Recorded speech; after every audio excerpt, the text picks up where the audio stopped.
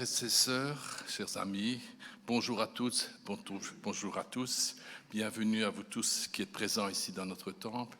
Que vous soyez habitués ou de passage, soyez bienvenus, c'est le Seigneur qui vous accueille dans sa maison. Bienvenue aussi à nos internautes qui vont nous rejoindre également. Et je suis heureux d'être présent aujourd'hui après un temps d'absence et un repos bien mérité. C'est le fameux week-end du chassé-croisé, autour des Haussiens de profiter des vacances. Les vacances sont aussi un temps de ressourcement et de bénédiction que le Seigneur veut nous accorder. Malheureusement, je sais aussi que ce n'est pas possible pour de nombreux gens, pour 1000 raisons, de ne pas pouvoir profiter. Donc c'est une grande joie de se retrouver tous ensemble ce dimanche par cette magnifique journée ensoleillée. Et je voudrais commencer le culte par ce verset d'encouragement qui est dans le livre des Psaumes, 84, verset 12. « Car l'Éternel Dieu est un soleil et un bouclier. L'Éternel donne la grâce et la gloire. Il ne refuse pas le bonheur à ceux qui marchent dans l'intégrité. » Et donc je vous invite pour un premier chant, un chant de louange et d'adoration de Thierry Ostrini que nous connaissons puisqu'il a eu l'occasion de venir déjà 2 fois chez nous. « Reçois de moi le parfum qui t'est dû, la beauté de ton nom en mon âme est perdue. Je veux n'être qu'à toi, Jésus, je t'aime.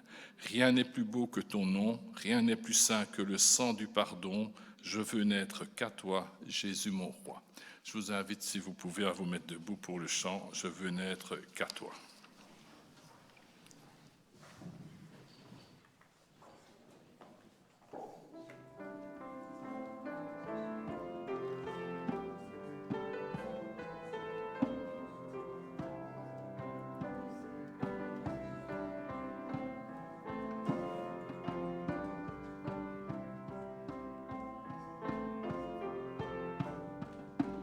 Reçois de moi le parfum qui t'est dû, la beauté de ton nom.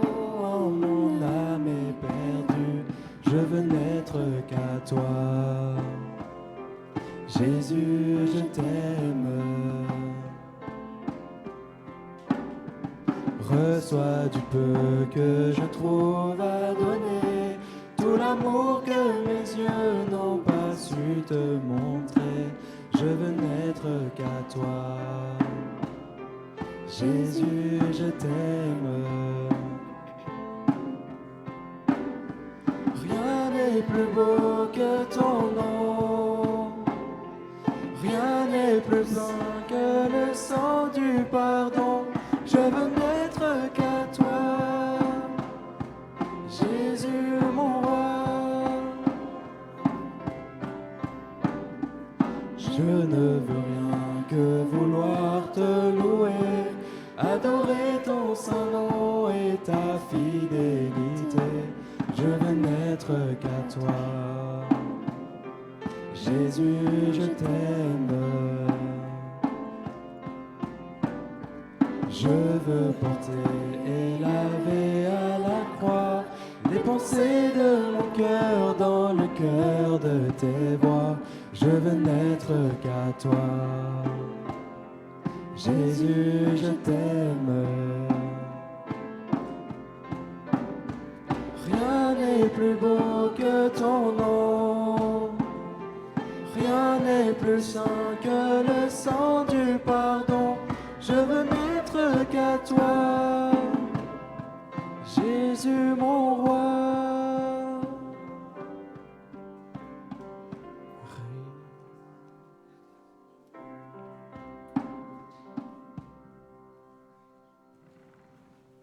Je vous invite à rester encore debout. Nous allons chanter le chant suivant, qui est aussi un chant d'adoration. « Je te donne mon cœur.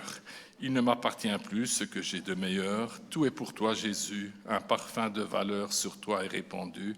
C'est l'offrande de mon cœur. Je suis à toi, Jésus. »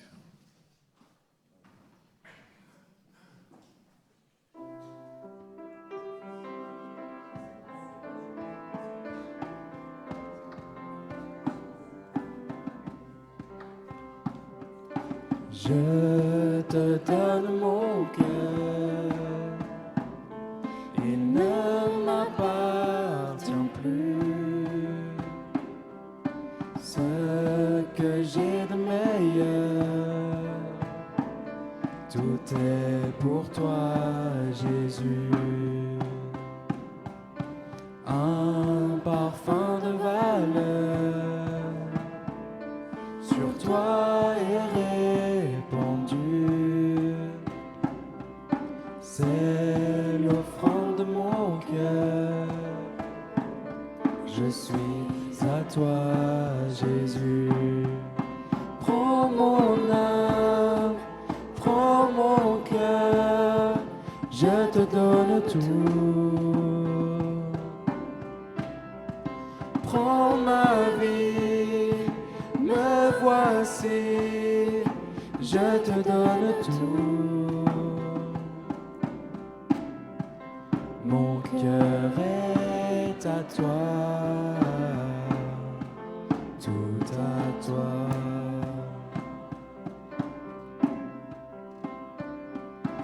Je te donne mon cœur, il ne m'appartient plus. Ce que j'ai de meilleur, tout est pour toi, Jésus. Un parfum de valeur sur toi est répandu. C'est l'offrande de mon cœur. Je suis à toi, Jésus. Prends mon âme, prends mon cœur, je te donne tout. Prends ma vie, me voici, je te donne tout. Mon cœur est à toi, tout à toi. Mon cœur est à toi, tout à toi.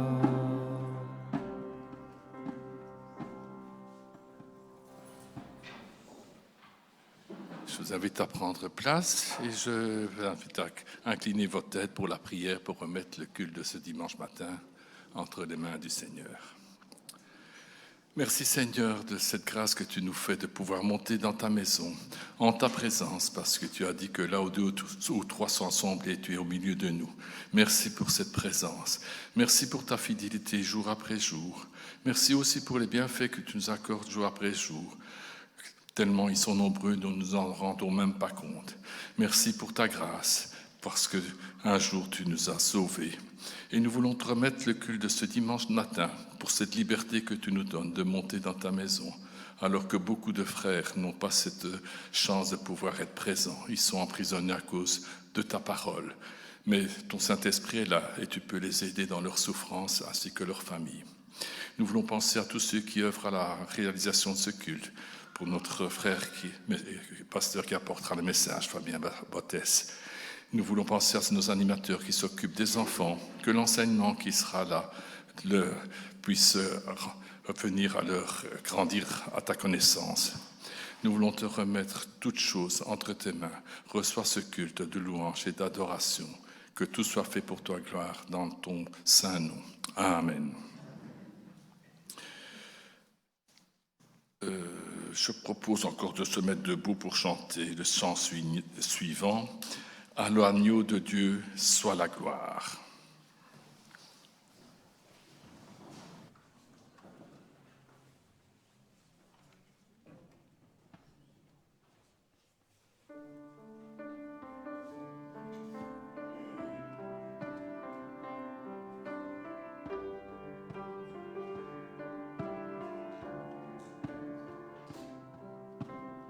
Élevé à la droite de Dieu, couronné de 1000 couronnes, tu resplendis comme un soleil radieux.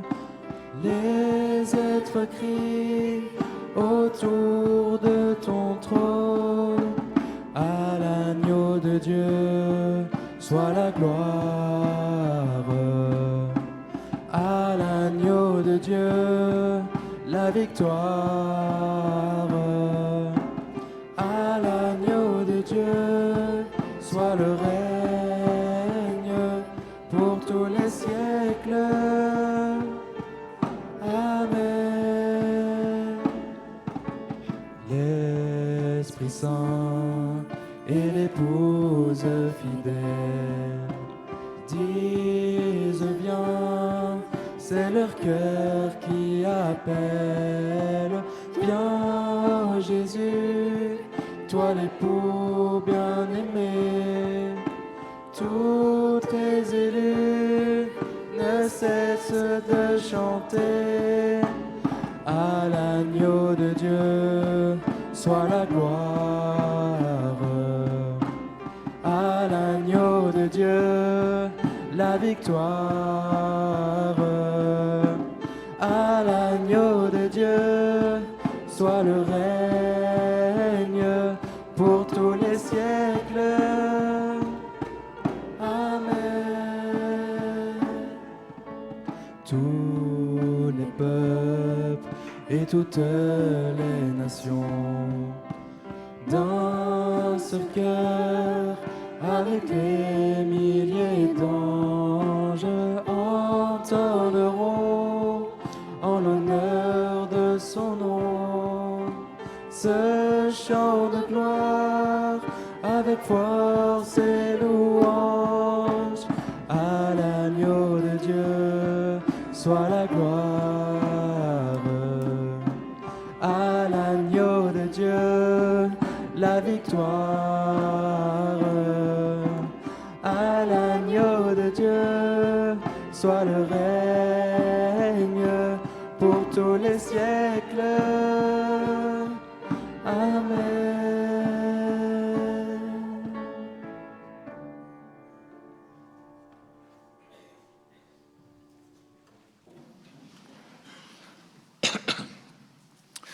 Je vous invite à ouvrir les Bibles. Et donc aujourd'hui, j'ai proposé le chapitre 2 du livre des Proverbes, les bienfaits de la sagesse. La Bible est remplie de paroles de sagesse inspirées de Dieu, en particulier le livre des Proverbes. Ce dernier est d'ailleurs attribué au roi Salomon, dont la sagesse surpassait celle de tous les fils de l'Orient et toute celle des Égyptiens. C'est écrit dans 1 Roi 5, verset 10. Donc je vous invite à ouvrir la Bible, c'est un proverbe, c'est juste après les psaumes au milieu de la Bible, et nous lirons tout le chapitre en entier.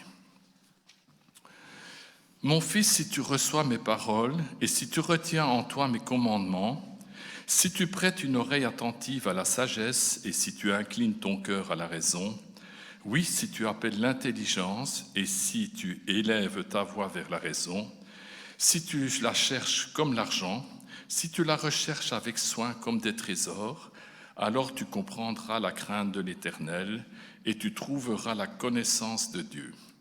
Car l'Éternel donne la sagesse, de sa bouche sortent la connaissance et la raison.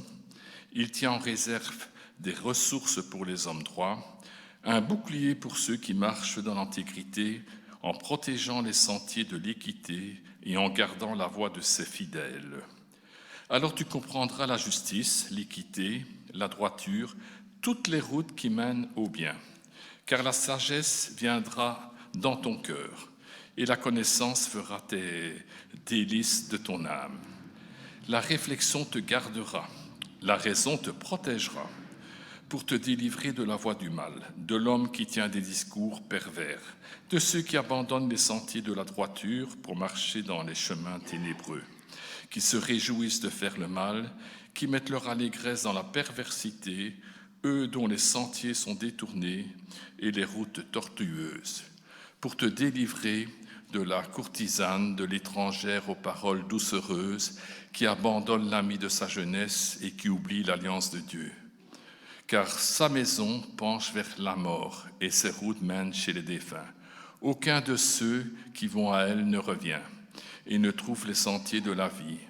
Ainsi tu marcheras dans la voie des gens bien, tu garderas les sentiers des justes, Car les hommes droits demeureront dans le pays, les hommes intègres y subsisteront, mais les méchants seront retranchés du pays, les infidèles en seront arrachés. Voilà la lecture et je voulais dire quelques mots. Nunzio, début juillet, nous avait mis en garde dans sa présidence de ne pas mettre en vacances la lecture de la Bible et je veux poursuivre ce même message. La lecture de ce jour nous encourage tout au long de notre vie à lire chaque jour la parole de Dieu. L'auteur des Proverbes exhorte « Garde mes commandements, écoute bien l'enseignement de la sagesse, cherche à le comprendre et la sagesse entrera dans ton cœur. » Que devons-nous faire ? Il nous faut accepter les commandements, écouter, chercher à comprendre et courir après la sagesse comme après l'argent, dans le verset 3. La chercher avec soin comme on cherche un trésor, verset 4. Cela demande du temps et de l'engagement.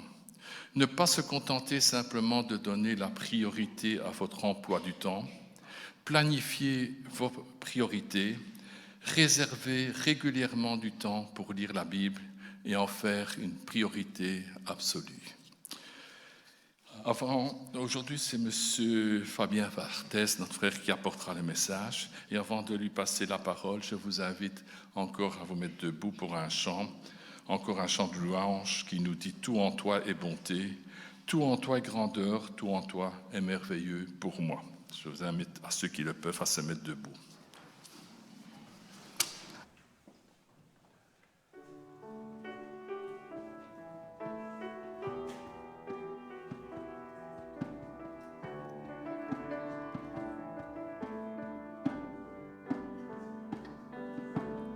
Lumière du monde venue dans l'obscurité, tu m'ouvres les yeux et je vois tant de beauté que mon cœur ému t'adore. Je sais que ma vie est en toi. Et me voici pour louer, me voici à tes pieds, me voici pour dire tu es mon Dieu. Car tout en toi est beauté, tout en toi est grandeur, tout en toi est merveilleux pour moi. Roi éternel, élevé au-dessus de tout, ta gloire resplendit dans le ciel. Tu es venu humblement sur cette terre, tu t'es donné par amour.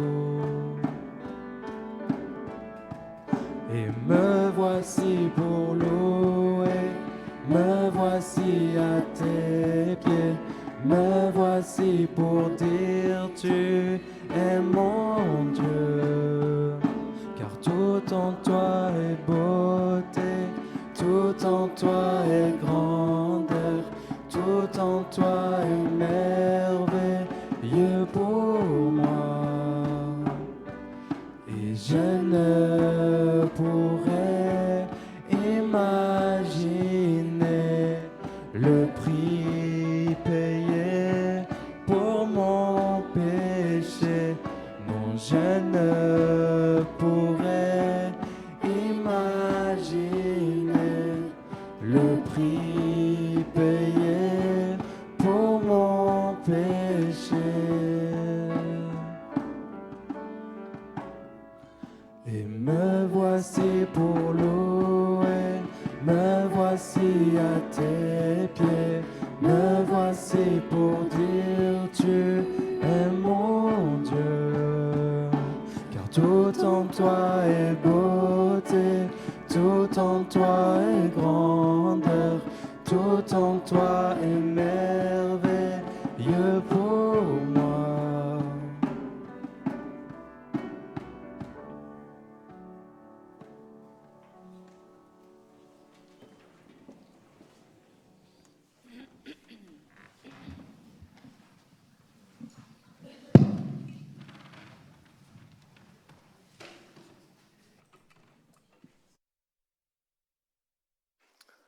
Bonjour à toutes et bonjour à tous. Alors désolé pour ceux qui s'attendaient à voir Fabien Barthez sur l'estrade. Ce n'est que moi, je suis désolé. J'espère que vous allez bien ce matin. Merci en tout cas aux musiciens et à Sacha pour la présidence. Sans le savoir, on vient de résumer le message de ce matin. Est-ce qu'on pourrait juste peut-être réafficher le deuxième chant, le début du deuxième chant? Parce que j'aimerais vous prendre au mot ce matin. Je pense que la plupart des gens d'entre nous l'avons chanté. Nous avons chanté que nous donnons tout notre cœur à Jésus, que notre cœur ne nous appartient plus et que nous sommes prêts à lui donner ce que nous avons de meilleur. Le chant après disait que Dieu est digne de gloire. Et durant le petit partage de Sacha, il a montré l'importance de donner notre temps à Dieu durant tous les jours de la semaine, mais aussi de nos vacances. Et je me rappelle d'un pasteur qui nous disait, toujours en début des vacances, il nous disait « N'oubliez pas de mettre dans vos valises une Bible ». Parce qu'on peut très vite tomber dans ce travers de se dire « Les vacances, on souffle, mais on souffle de toute contrainte ». Et parfois, on a tendance à considérer que prendre du temps pour Dieu, ça peut être une contrainte. Et ce matin, j'aimerais que nous puissions parler un peu de la vie chrétienne, mais pas de la vie chrétienne dans sa globalité, parce qu'il y a des centaines de sujets là-dessus, mais plutôt sur le cœur même de ce qui fait la vie chrétienne. Un peu de voir ensemble quelle est, si on devait résumer notre vie chrétienne, ou la vie chrétienne de tous les enfants de Dieu, si on devait le résumer en un seul mot, quel serait ce mot? Et c'est au travers d'un texte qui a eu un peu l'effet d'une bombe pour moi que j'aimerais qu'on voit un peu ce sujet-là. Il y a quelques années, je passais par une période assez difficile, je remettais tout en question, je voulais... C'est bon? C'est peut-être ma barbe, s'il faut, je rase en vitesse. Il y a donc quelques années, je passais vraiment par un moment assez difficile, je remettais tout en question, je voulais tout arrêter mon travail, arrêter le ministère. Et vraiment, c'était vraiment une période très, très, très difficile. Et puis, je suis tombé sur ce verset. Je vais me permettre de changer de micro, comme ça, on sera un peu moins. Alors, j'ai pas beaucoup dormi, alors je ne vous dis pas que les conditions, là, elles sont très bonnes. Non, je plaisante. Et donc, je remettais vraiment tout en question, je voulais tout arrêter. Et puis, je suis tombé sur ce texte, qui a fait vraiment l'effet d'une bombe pour moi, parce que ça m'a permis de considérer les choses sous un tout autre regard.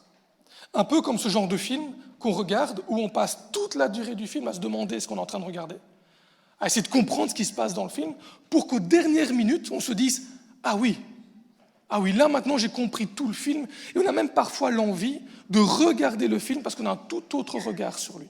Je ne sais pas si ça vous est déjà arrivé, mais en tout cas, c'est vraiment un peu l'effet ce que m'a fait ce texte ce matin, que nous allons lire.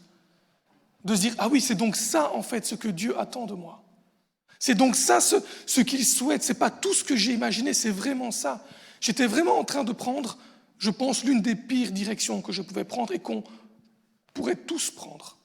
Je m'étais focalisé vraiment dans une direction qui n'est pas celle que Dieu voulait. J'aimerais que nous puissions lire ensemble ce matin Matthieu 22, les versets 34 à 40.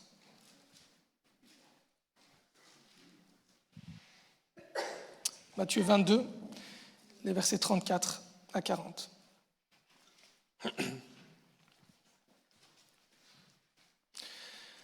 Les pharisiens apprirent que Jésus avait réduit au silence les Sadducéens. Ils se rassemblèrent, et l'un d'eux, professeur de la loi, lui posa cette question, pour le mettre à l'épreuve, pardon. « Maître, quel est le plus grand commandement de la loi ?» Jésus lui répondit, « Tu aimeras le Seigneur ton Dieu de tout ton cœur, de toute ton âme et de toute ta pensée. C'est le premier commandement et le plus grand. Et voici le deuxième qui lui est semblable. Tu aimeras ton prochain comme toi-même. De ces deux commandements dépendent toute la loi et les prophètes. » Il y a 2000 ans, un groupe de pharisiens souhaite interpeller Jésus. Ils ont un souci. Ils viennent, ça fait depuis toute leur vie, ils regardent le même film. Ils le connaissent par cœur, ce film. Ils passent leur vie à étudier ce film. Ils peuvent réciter tous les dialogues comme si c'était eux qui l'avaient écrit. Mais pourtant, ils ne parviennent pas à en comprendre le sens. Ils sont capables de l'expliquer dans les moindres détails, mais incapables d'en expliquer le sens. Alors ils s'avancent et demandent à Jésus, quel est le plus grand commandement ? Ils étaient loin de se douter que Jésus était la personne la mieux placée pour répondre à cette question. Vous savez, il y a des films, des grandes sagas, notamment un peu comme Star Wars ou d'autres, ou Seigneur des Anneaux, qui suscitent encore aujourd'hui beaucoup de débats entre les fans. Un tel est gentil, non, en fait, il est méchant, etc. Et parfois, ça pousse même les réalisateurs à prendre la parole et dire non, voilà ce que moi j'ai voulu faire de mon œuvre avec ça. Et ce qui se passe ce matin, c'est un peu ça. Jésus va répondre aux pharisiens en disant voilà ce que Dieu a voulu faire de son œuvre. Ça fait 2 siècles que vous débattez sur cette question, quel est le plus grand commandement ? Mais là, maintenant, je vais vous dire ce que Dieu souhaite. À ce stade de notre texte, à ce stade de l'évangile de Matthieu, nous sommes dans ce qu'on appelle la semaine sainte. C'est la dernière semaine du ministère de Jésus sur terre. Ça commence par son entrée triomphale à Jérusalem et elle se finit à la croix. Et donc le décompte est lancé. Dans quelques jours, Jésus sera crucifié. Et pendant qu'il est en train d'enseigner au temple, toute l'instance religieuse d'Israël s'est réunie pour l'observer, pour le suivre, pour l'épier, pour faire en sorte qu'au moindre problème, il soit là pour l'attraper. Et la question de savoir quel est le plus grand commandement, c'est en réalité la 4e question d'une série de questions pièges posées à Jésus. Mais comme notre texte commence, notre texte dira « Les pharisiens apprirent qu'il avait réduit au silence les Sadducéens. Ils ont posé 3 questions pièges à Jésus, mais personne n'a réussi à le placer en porte-à-faux vis-à-vis de la loi. Alors les pharisiens se pensent un peu plus intelligents que tout le monde. Ils se disent il y a un débat qui fait rage depuis plusieurs générations. Personne n'a vraiment clôturé ce débat. Il y a eu quelques avancées, mais il n'y a pas un consensus. On va poser cette question à Jésus. On va lui dire tiens, quel est le plus grand commandement ? Parce que c'est évident, si Jésus ose répondre à la question, alors inévitablement, il va mettre en avant un commandement et il va en mépriser d'autres. Et donc, toute l'instance religieuse était là, prêt à sauter à la gorge de Jésus.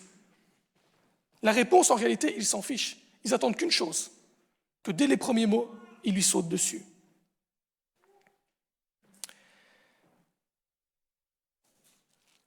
Et la réponse de Jésus, elle est incroyable. Elle est aussi simple que révolutionnaire.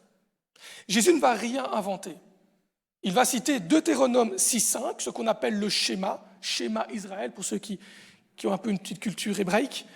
C'est ce texte que tous les pieux juifs récitaient 1 fois par jour. C'est un texte fondateur de l'histoire d'Israël. Et Jésus va le citer. Mais il va aussi mettre Lévitique 19-18. Jésus ne fait qu'une simple citation de ces 2 versets. Jusque-là, rien de vraiment révolutionnaire. Je vous l'ai dit, il y a eu quelques essais de rabbins avant Jésus de répondre à cette question. Et certains nommaient ces 2 textes. Mais ce qui fait que tout bascule, ce qui fait que la réponse de Jésus est profondément révolutionnaire, c'est parce qu'il va ajouter le verset 40. Tout ce qu'enseignent la loi et les prophètes est contenu dans ces 2 commandements.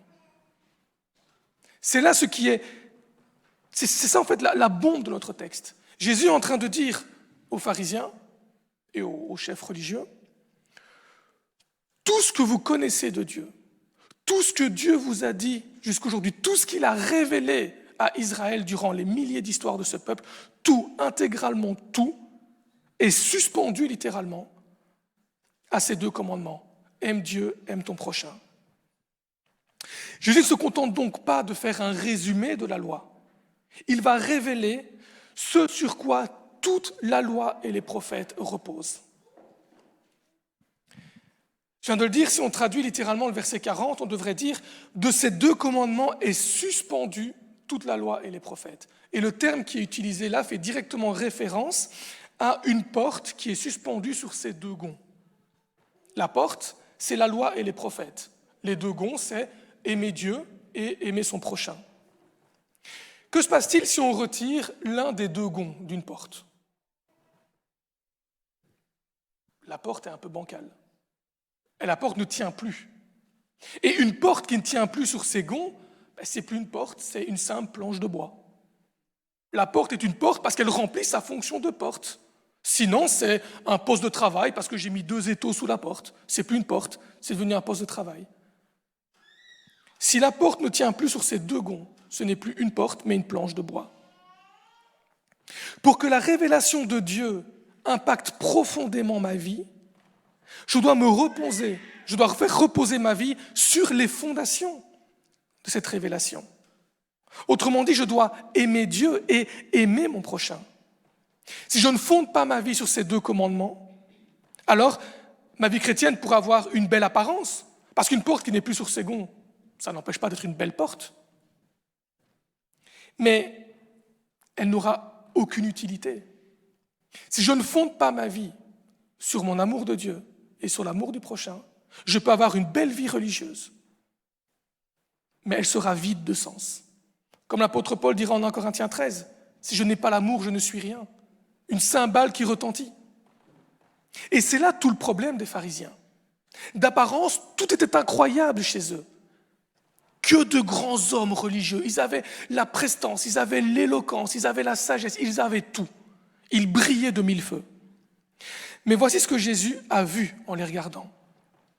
Et c'est en Matthieu 23, 6 à 7. Il dira « Ils affectionnent les meilleures places dans les banquets et les sièges d'honneur dans les synagogues. Ils aiment qu'on les salue sur les places publiques, qu'on les appelle maîtres. » Les pharisiens connaissent parfaitement les Écritures. Ils les enseignent, les défendent, et même ils conduisent le peuple dans la compréhension des Écritures. Mais leur propre cœur n'est plus tourné vers Dieu. Voilà ce qui arrive quand on veut garder la loi sans les fondements sur lesquels Dieu l'a suspendue. On ne sert plus Dieu, mais on se sert de Dieu. Et c'est là tout le danger pour nous aujourd'hui. De par l'habitude de notre vie, de se dire, je pars en vacances, bon, c'est bon, je lis déjà la Bible 3 fois semaine, je peux bien mettre la Bible de côté quand même pendant mes vacances, Dieu je connais, ces choses je connais, ces choses je sais. Bien, à force de penser comme ça, on finit par descendre notre vie chrétienne de ses bons fondements.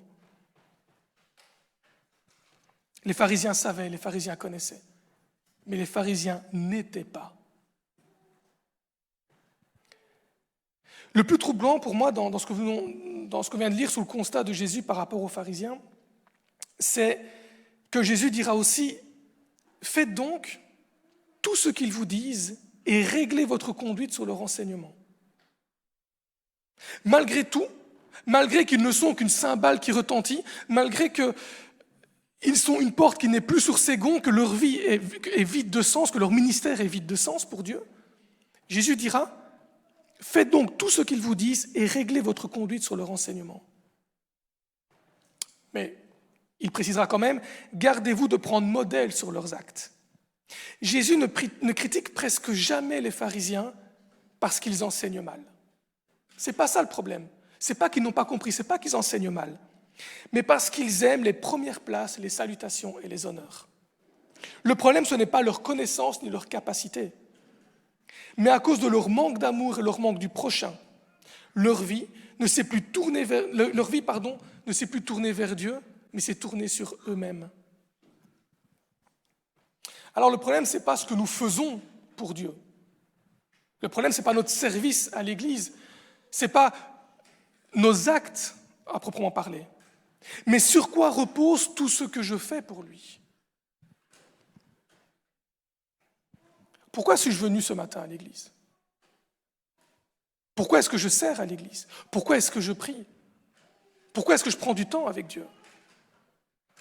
Est-ce pour moi, pour me rassurer? Parce que Dieu, finalement, il est là pour me servir? Dieu est là pour quand j'ai des difficultés? Ou est-ce que je suis là parce que je veux simplement glorifier Dieu? Parce que ce qui compte le plus pour moi, c'est d'être là où Dieu est, de faire ce que Dieu attend que je fasse.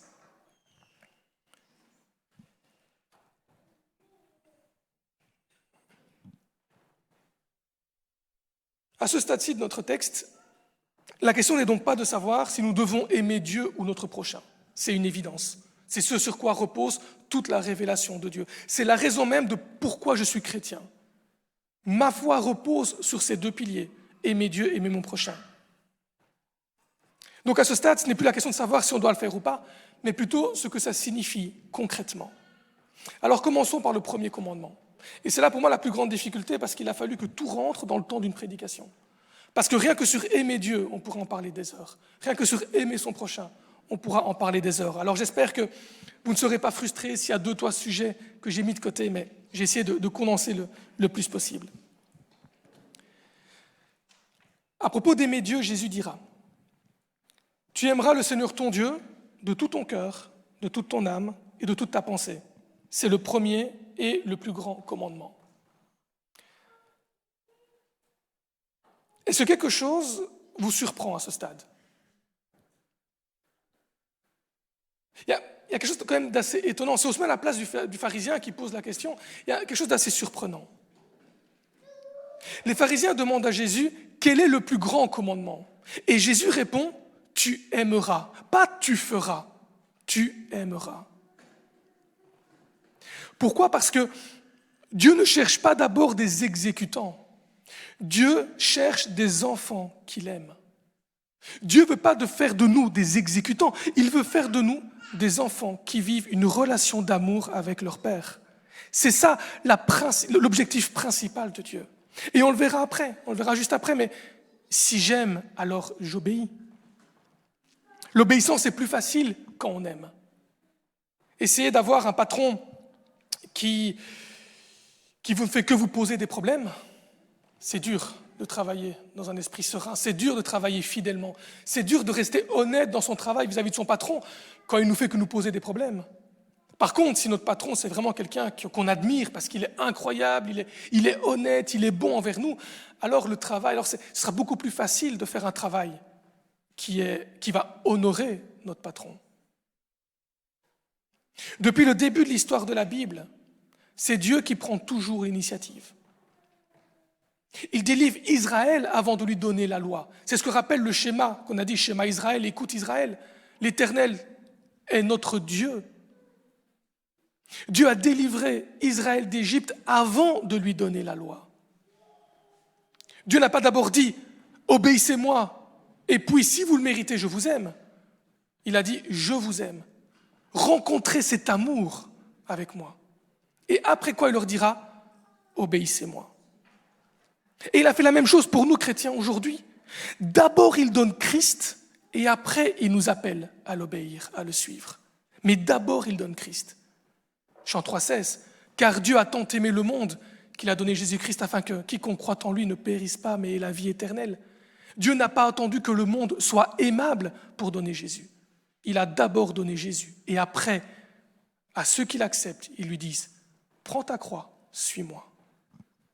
Et c'est pour ça que Jésus dira en Jean 14,15 « Si vous m'aimez, vous garderez mes commandements. » Pas « gardez-le et vous finirez par m'aimer », mais il faut d'abord que vous m'aimiez pour que vous puissiez après garder mes commandements. Et pour qu'on puisse aimer Dieu, il a fallu que Dieu se présente à nous. L'obéissance n'est pas le point de départ de l'amour, elle en est le fruit. Mais que signifie aimer Dieu ? Ça, c'est la grande question. Ça signifie quoi, aimer Dieu ? Et c'est là où je reviens au chant que nous avons chanté. Est-ce que tu peux juste remettre le chant numéro 2, le début ? Ah, c'est plutôt à gauche que je dois dire ça. Désolé. Parce que ce chant, vous l'avez chanté, c'est pour ça que je vous le remets. Jésus est sans équivoque. Que signifie Dieu ? Tu aimeras le Seigneur ton Dieu de tout ton cœur, de toute ton âme et de toute ta pensée. Ici, Jésus n'est pas en train de découper l'individu. Il ne s'agit pas ce matin de faire une introspection et de se dire « Bon, aimer Dieu de tout mon cœur, ça va, je gère. Par contre, de toute mon âme, c'est difficile et de toute ma pensée, c'est encore beaucoup plus compliqué. C'est pas ça que Jésus est en train de faire avec nous ce matin. C'est pas vers ça qu'il nous amène. L'idée, elle est très claire en réalité. Jésus est en train de nous dire qu'aimer Dieu, ça implique chaque parcelle de mon âme. C'est ce qu'on appelle la vie holistique. Tout ce qui compose ma vie doit se mettre en action dans mon amour pour Dieu. Il n'y a pas une seule sphère de ma vie qui n'appartienne pas à Dieu, dans lequel Dieu n'a pas son mot à dire, mais surtout dans lequel je ne dois pas manifester mon amour pour Dieu. Je lisais sur les réseaux sociaux, je suis tombé une fois sur une influenceuse qui parlait des couples, etc., et qui conseillait aux couples, à chacun, de parfois prendre son petit temps à lui. Il paraît que c'est important dans le couple de prendre, voilà, et c'est vrai que parfois j'ai ce sentiment-là, je ressens ça, de dire, voilà, je veux ma bulle, j'ai besoin de ma bulle. Mais avec Dieu, c'est pas ça. Il n'y a pas de zone où je dis, bon Seigneur, maintenant, laisse-moi un peu tranquille, j'ai besoin de ma bulle. Aimer Dieu de tout notre être, c'est laisser Dieu entrer dans chacune des parties de notre vie.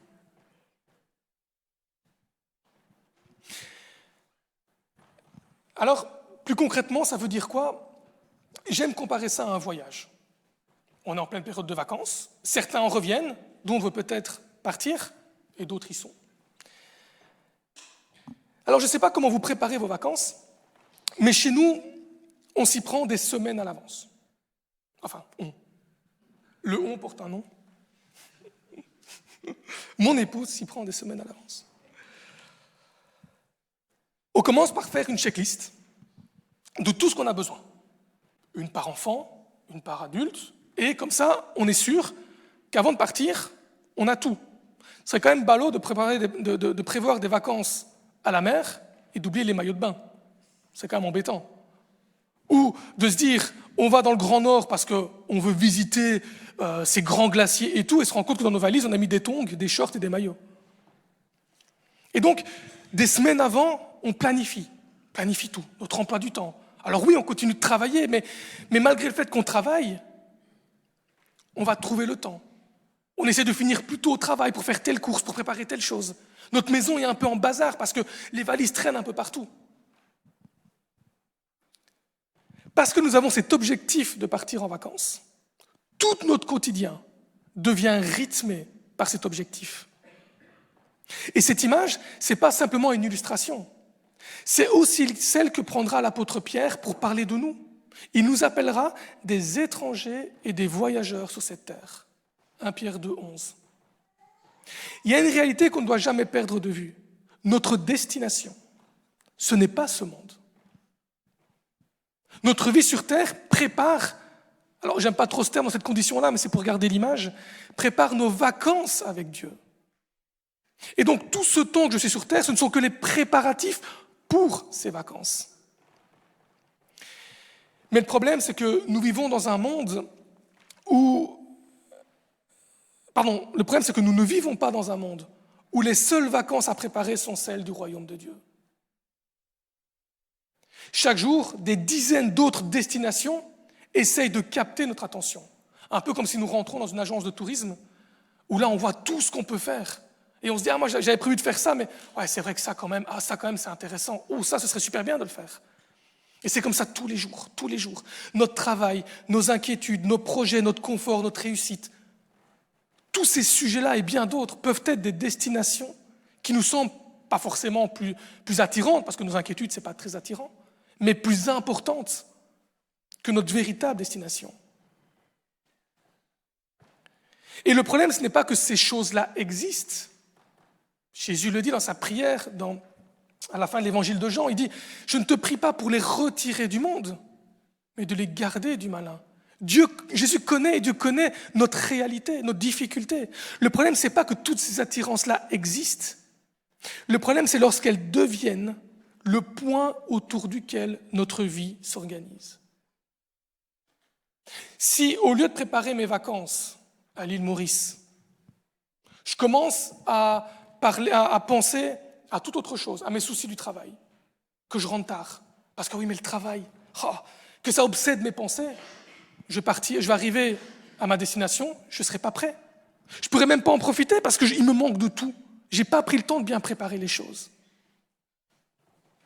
Je vous inviterai à relire la parabole des 10 vierges pour justement l'idée de se tenir prêt pour le retour de Jésus.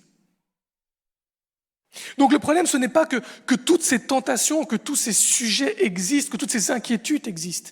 C'est lorsqu'elles deviennent le point autour duquel notre vie s'organise. Pourquoi ? Parce qu'on finit par vivre pour quelque chose qui ne durera pas.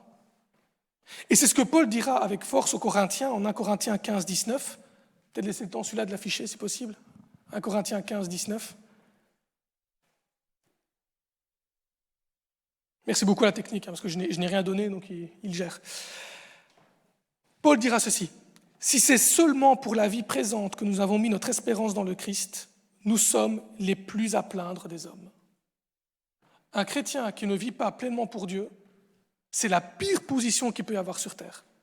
Un chrétien, un humain qui rejette Dieu vivra plus heureux durant sa vie sur terre qu'un chrétien qui vit sans mettre Dieu au centre de sa vie. C'est ce que Paul est en train de nous dire. Si je mets mon espérance en Christ, alors c'est une aberration de mettre mon espérance dans ce monde présent, parce que je suis conscient qu'il ne va pas durer. Je suis conscient que tout ce que j'aurai acquis ici-bas, je ne vais rien emporter.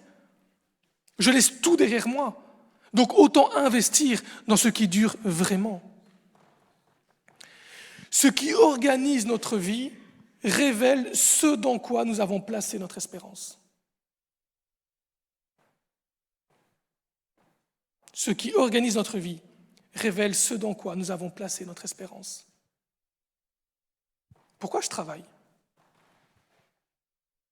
Pourquoi je prends les décisions que je prends ? Qu'est-ce qui gère ma semaine ? Qu'est-ce qui gère mon temps ? Qu'est-ce qui gère mes finances ? Tout ça, c'est pourquoi j'utilise toutes ces choses ? Dans quel but ? Dans quel objectif ?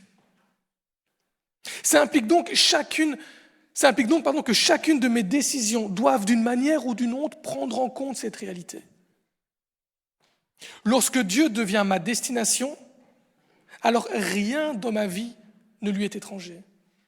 Mon temps, ce n'est plus mon temps, c'est celui que Dieu me confie. Lui seul connaît la durée de notre vie sur terre. Lui sait le jour où il me reprendra. Mon temps ne m'appartient plus, c'est celui que Dieu m'a confié. Je vais en faire quoi de ce temps ? Mon argent, ce n'est plus mon argent, mais celui que Dieu me confie.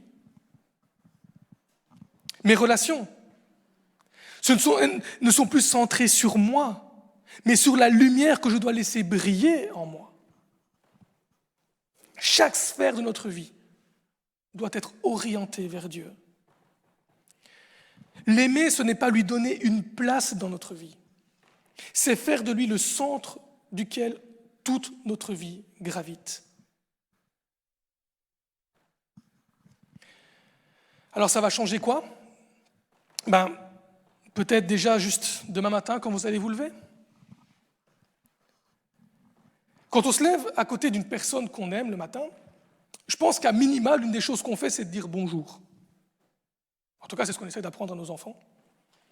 Quand ils se lèvent et qu'ils passent devant nous comme ça, on fait bonjour, peut-être. Juste bonjour. Quand on aime quelqu'un, on est content de le retrouver. Quand je me lève le matin, être content de prendre du temps avec Dieu. Alors pas forcément 1 heure, encore une fois, Dieu est conscient de notre réalité. Mais si je n'ai que 5 minutes à lui donner le matin, mais que ce soit les 5 minutes les plus importantes de ma journée. Ça change aussi mes décisions. Je ne cherche plus d'abord ce qui est avantageux pour moi, mais plutôt ce qui glorifie Dieu. Nous l'avons aussi chanté dans le 3e chant. Que Dieu est digne de toute gloire. Quelles que soient les décisions que je prends, est-ce qu'elles glorifient Dieu ? Ça change aussi mes inquiétudes. Au lieu de vouloir tout contrôler, je vais apprendre à lui faire confiance. Et ça change même mon dimanche. Comme j'ai posé la question tout à l'heure, je ne viens simplement pas assister au culte, mais je viens rencontrer celui qui est devenu le centre de ma vie. Oui, on peut le faire chez soi, c'est vrai. Mais la dimension communautaire donne à cette relation une toute autre dimension. Et l'apôtre Paul résume assez bien cette réalité. En 1 Corinthiens 10, 31, il dira « Quoi que vous fassiez, faites tout pour la gloire de Dieu. » Que vous mangiez, que vous buviez, peu importe quoi que vous fassiez, Faites tout pour la gloire de Dieu. Un pasteur disait un jour qu'il y a une manière sainte de beurrer une tartine. C'est l'image qu'il avait donnée. On peut dire quoi que nous fassions, même beurrer une tartine, on peut le faire pour la gloire de Dieu. Rien que regarder au travers de la fenêtre, oui c'est bien, les arbres sont, oui c'est joli. On peut juste dire, oui c'est un fait, ou on peut le regarder en glorifiant Dieu. Quoi que nous fassions, faisons-le pour la gloire de Dieu. Alors j'avance, tout comme le temps. Jésus ne va pas s'arrêter là. L'amour de Dieu, il est fondateur. Il est fondateur. C'est le plus grand commandement, dira Jésus. Mais il continue. Et voici le second qui lui est semblable. Tu aimeras ton prochain comme toi-même. Ce que je trouve magnifique dans la suite de cette réponse, c'est que les pharisiens demandent lequel est le plus grand. Mais Jésus répond en révélant que le cœur de la loi ne repose pas sur un, mais sur 2 commandements. Mais 2 commandements qui sont indissociables l'un de l'autre. Si je passe ma vie à dire « Oh, moi j'aime Dieu », mais qu'à côté, dans le concret de ma vie, je ne me soucie pas de mon prochain, je suis une porte bancale. Ou alors je me dis « Oh, moi, Dieu m'appelle à aimer mon prochain », je me focalise sur l'amour du prochain, un peu comme les humanistes. Dieu est amour, aimons le prochain. Mais que je ne centre pas ma vie sur Dieu, je suis une porte bancale. Les 2 vont ensemble. Ces 2 commandements inséparables.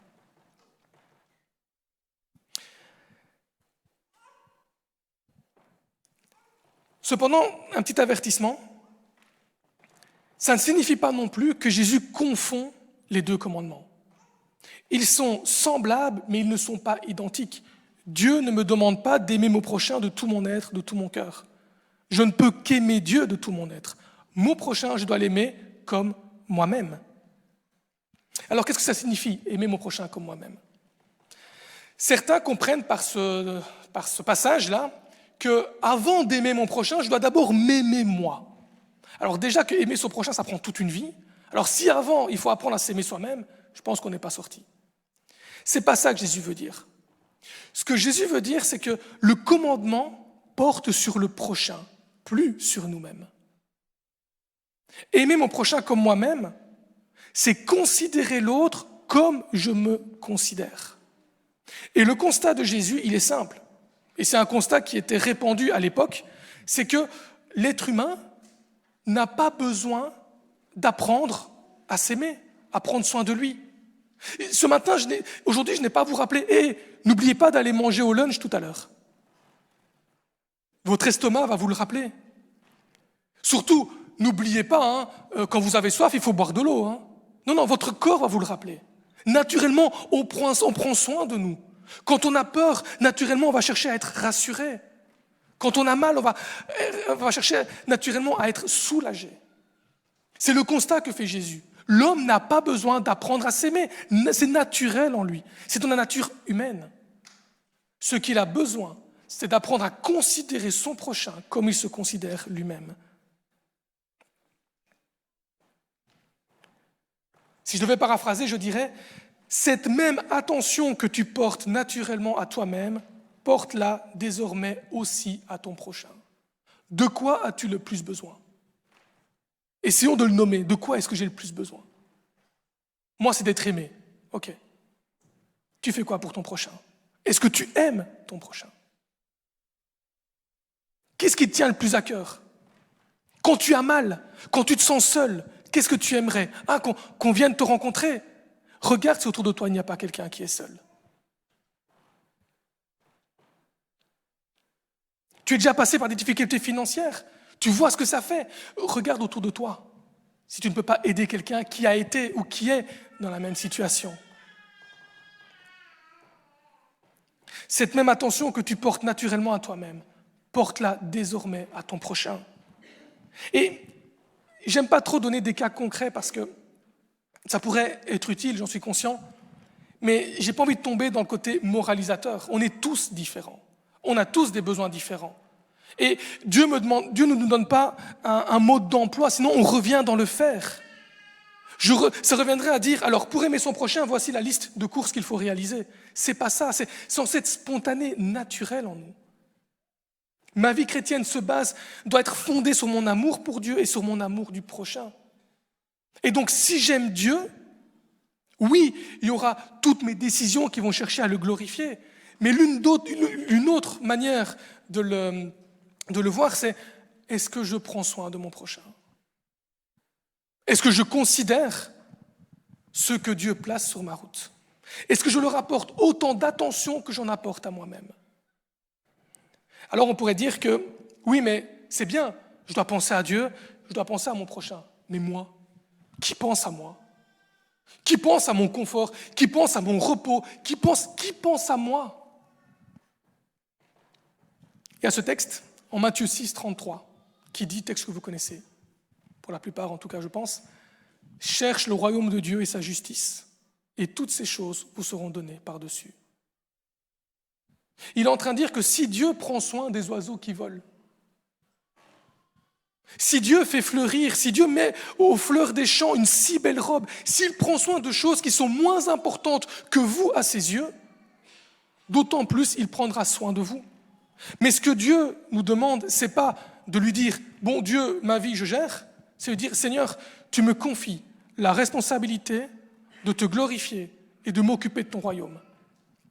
Alors, je vais le faire parce que tu t'engages à prendre soin de moi. » Dieu ne nous demande pas de nous centrer sur nous-mêmes. Dieu nous a déjà tout donné. Ce qu'il nous demande, c'est de nous centrer sur lui et sur notre prochain.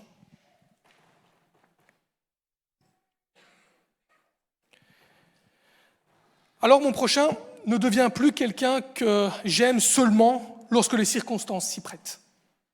Parfois on pourrait se dire ça aussi. Oui, bon Seigneur, quand tu me mettras quelqu'un sur ma route, alors je prendrai attention à lui. Non, il s'agit ici d'un acte volontaire, proactif. Je dois chercher, je dois aimer mon prochain. Ce n'est pas être assis et attendre l'occasion que quelqu'un vienne à moi. C'est je dois spontanément aller vers l'autre. Parce que j'aime qu'on vienne vers moi. Mon prochain devient une personne dont je suis désormais responsable. Mais tiens, dernière précision avant de conclure, c'est qui mon prochain? Et ce qui est intéressant dans Matthieu, c'est qu'il ne le dit pas. Alors oui, dans l'évangile de Luc, ce qui suit ce passage, c'est directement la parabole du bon samaritain. Où là, le prochain, clairement, c'est tous ceux que Dieu place sur notre route, c'est pas que notre frère en Christ. Pourquoi Matthieu ne le précise pas? Parce que ce n'est pas son objectif. L'objectif de Matthieu, c'est de nous dire, de nous rappeler que ma vie chrétienne se fonde exclusivement sur mon amour pour Dieu et mon amour du prochain. C'est là-dessus qu'elle repose. Si je néglige l'un de ces deux points, il n'y a plus rien qui tient. Mais si malgré tout, nous continuons à nous demander qui est mon prochain? Oui, c'est bien, tout ça, mais c'est qui mon prochain quand même? Moi, je veux quand même savoir c'est qui. D'ailleurs, c'est la question que les disciples ont posée à Jésus, donc ce n'est pas une bête question. Mais si on se pose la question, c'est peut-être qu'on est déjà en train de chercher une limite à l'amour du prochain. Le c'est qui pourrait peut-être se dire dans quelles conditions je peux éviter la personne. Jésus ne cherche pas à fixer une frontière, il cherche à transformer notre cœur. L'amour ne demande pas jusqu'où je dois aimer, il demande comment dois-je aimer davantage. Alors pour conclure, les pharisiens étaient venus demander quel est le plus grand commandement. Jésus leur révèle le cœur même de Dieu, un Dieu d'amour, un Dieu qui, avant toute chose, nous a aimés. La vraie question, ce n'est plus quels sont les commandements que je dois accomplir. La vraie question de ma vie chrétienne, c'est pas bon, voilà, demain c'est lundi, Seigneur, quelle est la liste que je dois faire aujourd'hui? Ah oui, être patient. Ah oui, ne pas voler. Oh, heureusement que je l'ai lu ce matin. C'est pas ça la vie chrétienne. Ce n'est plus quels sont les commandements que je dois accomplir, mais ma vie est-elle réellement organisée autour de Dieu? Et si Dieu est devenu le centre de ma vie, alors ça se verra forcément dans ma manière d'aimer ceux qu'il place sur ma route. J'aimerais prier.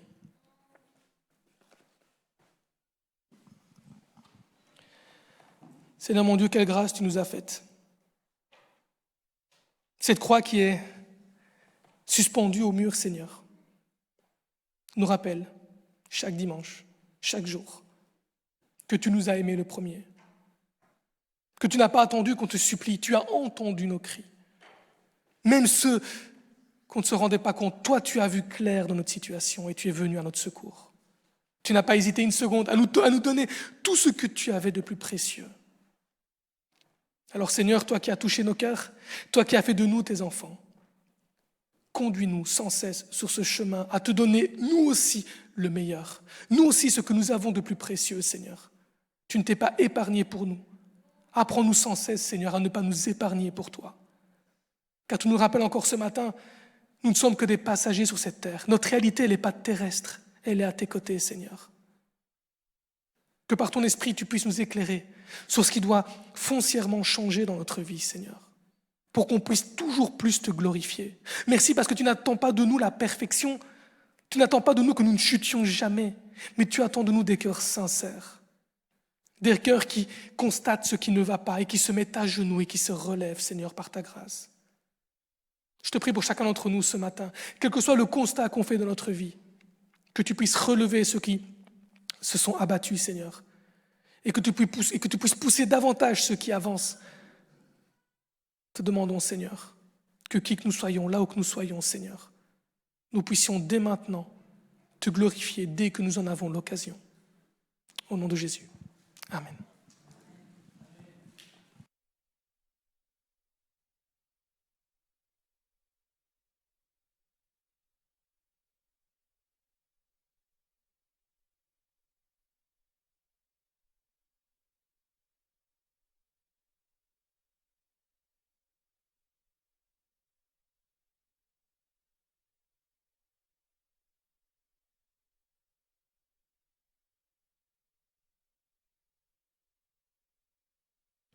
Oui, sorry, merci en tout cas Fabien pour cet enseignement.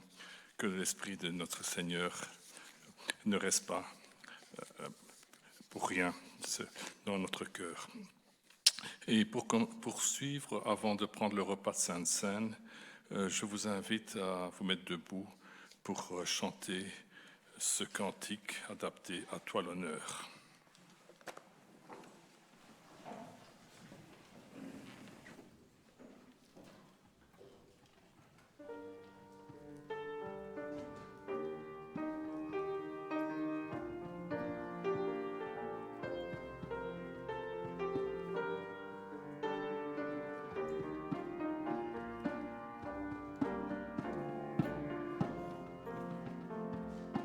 À toi l'honneur, agneau de Dieu, ton corps brisé sur la croix a porté notre condamnation. À toi l'honneur, agneau de Dieu, ton sang versé sur la croix est le prix de notre rançon. Roi souffrant pour nos péchés, tu t'es chargé de nos fautes. Qui ne pourrait s'indigner de tant de cruauté? À toi l'honneur, agneau de Dieu, ton corps brisé sur la croix a porté notre condamnation. À toi l'honneur, agneau de Dieu, ton sang versé sur la croix est le prix de notre rançon. Roi méprisé sur la terre, tu as bu la coupe amère comme un brigand transpercé pour notre liberté. À toi l'honneur, agneau de Dieu, ton corps brisé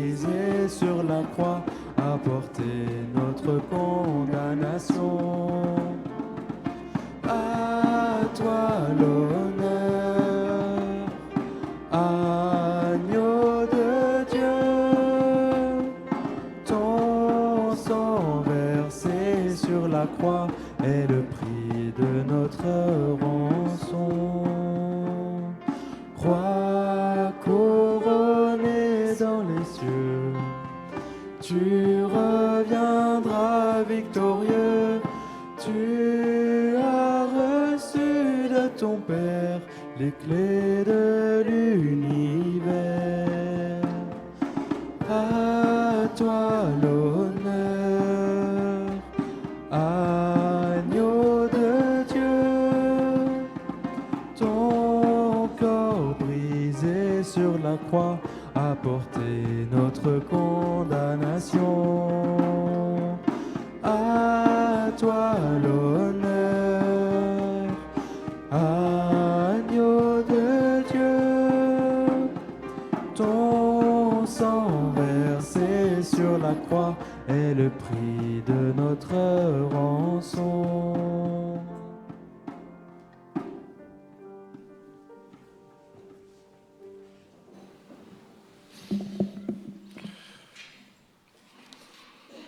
Oui, voici le repas de Sainte-Seine. Ce repas n'est pas n'importe quel repas. Il a été institué par le Christ lorsqu'il était dans la chambre haute avec ses disciples avant sa crucifixion. Et il demande de le faire aussi en souvenir de son sacrifice qu'il va subir. Faut-il rappeler le supplice que va subir le Christ sur le chemin qui le conduit à Golgotha? Après sa condamnation, Jésus est livré entre les mains des soldats. Il doit porter sa croix sur le lieu de crucifixion. Selon nos connaissances historiques, le condamné devait porter lui-même sa croix ou emporter la pièce transversale si le montant en était déjà planté d'avance sur le lieu de l'exécution. On ne sait pas toujours quelle forme elle avait. Était-ce en forme de X ou de T ou bien celle qui nous est la plus familière? Peu nous importe. Sur le chemin, ils rencontrèrent un homme de Cyrène appelé Simon. Ils le réquisitionnèrent et ils le forcèrent à porter la croix de Jésus vers le lieu dit Golgotha, ce qui signifie lieu du crâne. Pourquoi est-ce que Dieu a voulu aider Jésus? Est-ce que Jésus a fait un malaise? Il fallait de l'aide. Ils avaient peur de ne pas arriver jusqu'au lieu. Nous n'en savons pas, ce n'est pas notre souci. Dieu le seul le sait. Dans leur sobriété, les récits évangéliques ne cachent cependant rien de la réalité des souffrances physiques de Jésus. Jésus est resté en silence alors que les hommes l'ont déshabillé, craché dessus, battu et se sont moqués de lui. Ils lui ont fabriqué une couronne d'épines qu'ils lui ont ensuite enfoncée sur la tête. Il les a regardés parier sur ses vêtements. Il a été rejeté, accusé, battu, méprisé et finalement crucifié. Il a enduré toutes ces choses volontairement par amour. Qui est Simon? Nous apprenons qu'il est originaire de Cyrène, qui est une région de la Libye actuelle, donc l'Afrique du Nord, proche de l'Égypte. Il rentre des champs.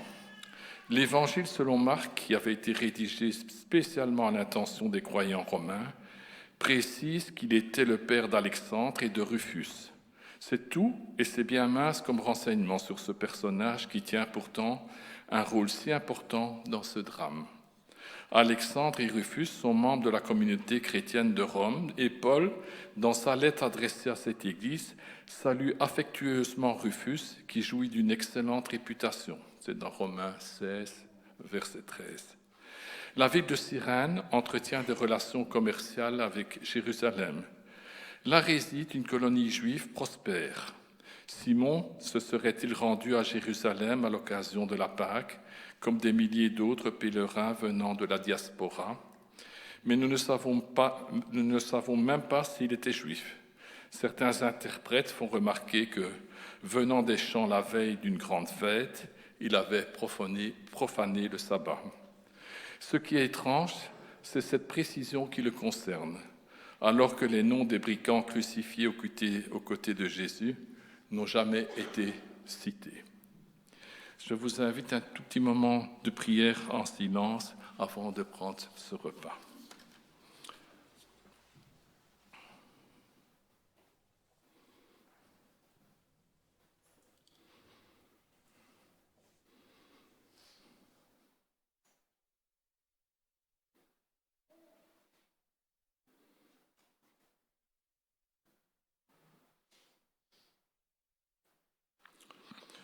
Voilà, les frères et sœurs qui sont reconnus Jésus comme leur sauveur et qui ont reconnu et passé par les eaux, confirmés en passant par les eaux du baptême, sont invités à prendre le repas.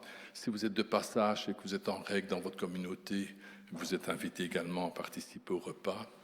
Et si vous ne l'avez peut-être jamais pris ni ici ni ailleurs, je vous invite peut-être à en parler aux pasteurs ou aux anciens avant de prendre ce repas.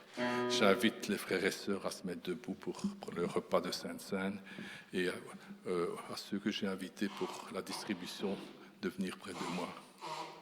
Fabien, tu peux venir aussi près de nous pour la distribution. Léonidas.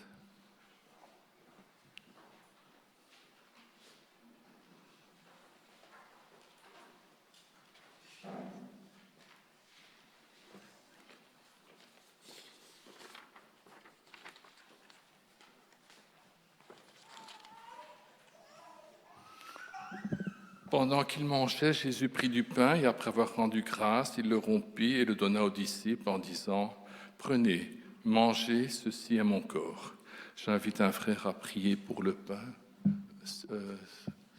Tu veux bien?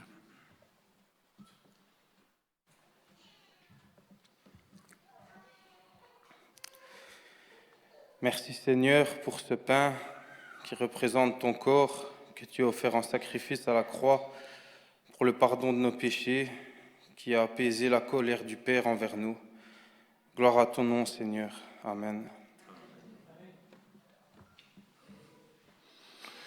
Il prit ensuite une coupe et après avoir rendu grâce, il la leur donna en disant « Buvez-en tous, car ceci est mon sang, le sang de l'Alliance qui est répandu pour plusieurs pour la rémission des péchés. Je vous le dis, je ne boirai plus désormais de ce fruit de la vigne jusqu'au jour où j'en boirai de nouveau avec vous dans le royaume de mon Père. » J'invite peut-être Léonidas pour prier pour le vin, s'il te plaît.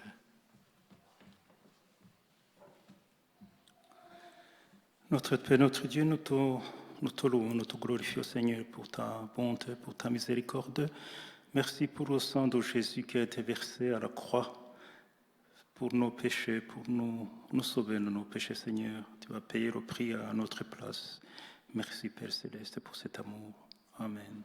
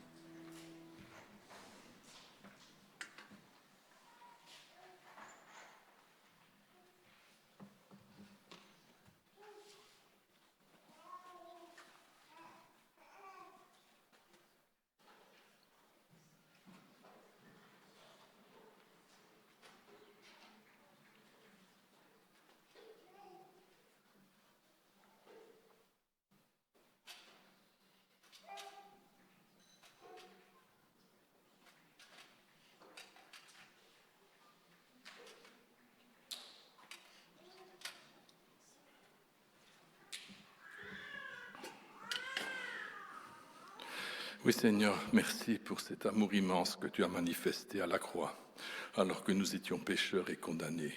C'est toi qui as pris notre place. Merci pour toute cette grâce et cette miséricorde que tu nous accordes, mais surtout pour cette promesse que tu es monté au ciel préparer une place pour nous.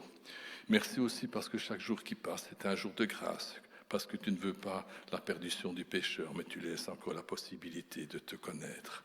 Merci pour tout, que tout soit fait pour ta gloire, au nom de Jésus. Amen.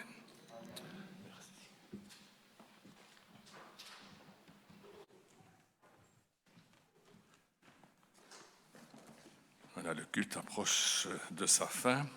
Nous allons nous mettre debout pour chanter le chant suivant pendant lequel se déroulera l'offrande.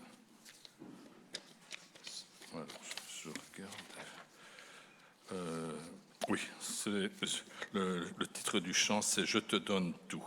Je ne demande pas que vous ne donniez pas tout quand même, mais voilà, c'est le titre du chant. Car Dieu aime celui qui donne avec joie, et Dieu a le pouvoir de vous combler de toutes sortes de grâces, afin que, possédant toujours à tous égards de quoi satisfaire à tous vos besoins, vous ayez encore en abondance pour toute œuvre bonne.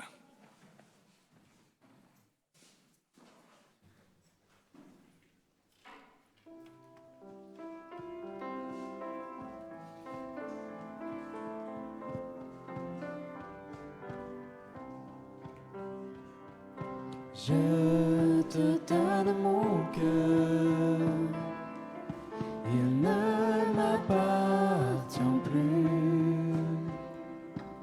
Ce que j'ai de meilleur, tout est pour toi, Jésus.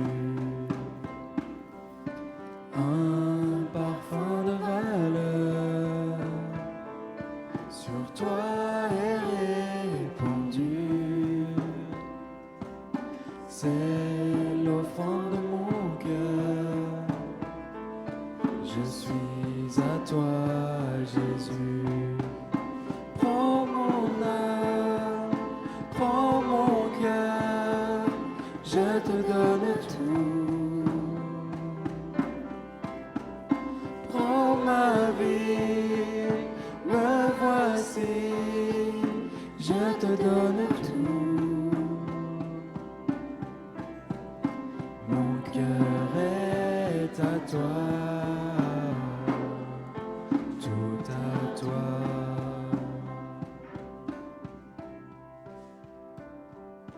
Je te donne mon cœur, il ne m'appartient plus.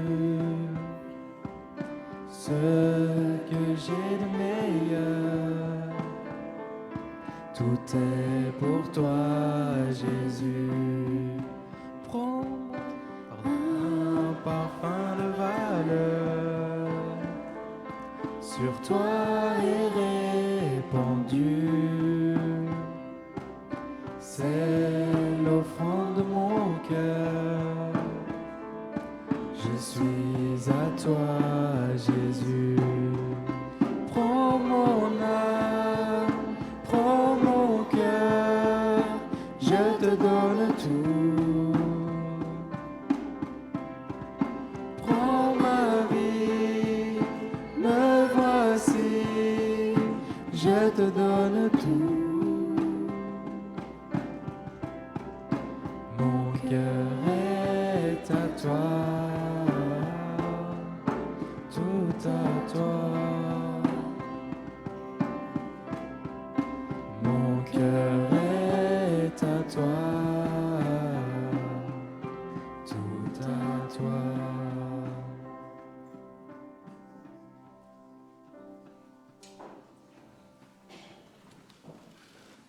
Je vais demander à notre frère André de prier pour l'offrande, pour remettre entre la main du Seigneur. Seigneur notre Dieu, nous voulons te louer et te bénir parce que tout ce que nous possédons nous vient de toi et tu nous donnes. C'est bien en abondance, Seigneur. Et nous voulons t'en apporter une partie ce matin au travers de l'offrande. Nous voulons te demander de la sanctifier, de la bénir, qu'elle puisse servir pour les besoins de notre Église, mais aussi pour partager avec ceux qui ne te connaissent pas encore ton amour pour les perdus, Seigneur. Nous voulons aussi t'apporter l'œuvre missionnaire et te demander qu'une partie de cette offrande puisse soulager la misère dans le monde au travers de l'œuvre missionnaire. Au nom du Seigneur Jésus. Amen. Voilà, notre culte se termine. Simplement, avant de terminer, je tiens à remercier notre frère Fabien Barthès pour le message, le beau message sur l'amour qu'il a apporté, et à tous ceux qui ont contribué à la réalisation du culte, au groupe de louanges, à la techno, à la vidéo, etc. Et donc, je pense que, avant de se quitter, je rappelle le culte dimanche prochain, à la même heure, à 10h. Et donc, les activités pendant les congés sont suspendues, bien sûr, pour le moment. Et donc, je vous invite à vous mettre debout pour le dernier chant. J'espère que vous êtes comme moi. Moi, je suis dans la joie et donc j'aime bien ce chant. Et je vous invite à vous mettre debout pour le chanter de tout votre cœur.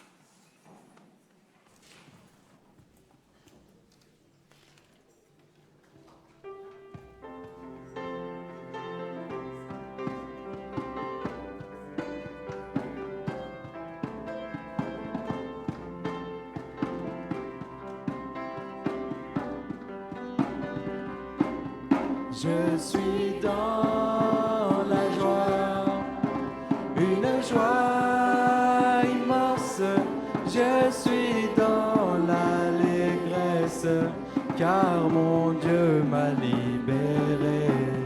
Je suis dans la joie, une joie immense. Je suis dans l'allégresse, car mon Dieu m'a libéré. Je chanterai de tout cœur les merveilles de Jésus mon Seigneur. Il m'a ôté des ténèbres, il m'a délivré de tout péché. Je suis dans la joie, une joie immense. Je suis dans l'allégresse, car mon Dieu m'a libéré. Je suis dans la joie, une joie immense. Je suis dans l'allégresse, car mon Dieu m'a libéré. Mon Dieu est fidèle, il ne m'abandonne jamais. Je n'ai plus rien à craindre, car mon Dieu m'a libéré. Je suis dans la joie, une joie immense. Je suis dans l'allégresse, car mon Dieu m'a libéré. Je suis dans la joie, une joie immense. Je suis dans l'allégresse, car mon Dieu m'a libéré.